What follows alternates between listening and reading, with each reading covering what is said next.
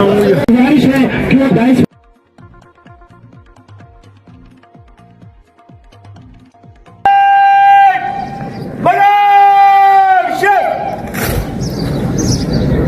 जन्म दिया, जिसमें नस्ली, मजहबी और सकाफती भाईचारा मौजूद है, जो इत्तेहाद की अलामत है।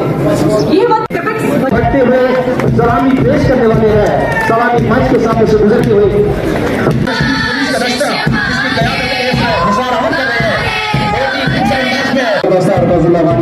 सलामी पेश कर रहे हैं। करते हुए इसके बाद होम गार्ड्स का दस्ता है, बड़ी खूबसूरत अंदाज में अपने इस कर रहे हैं। उसके बाद दानिश नजीर की क़यादत में वो भी हाथ हिलाते हुए, और उसके बाद अपना भूमिका निभाते हैं।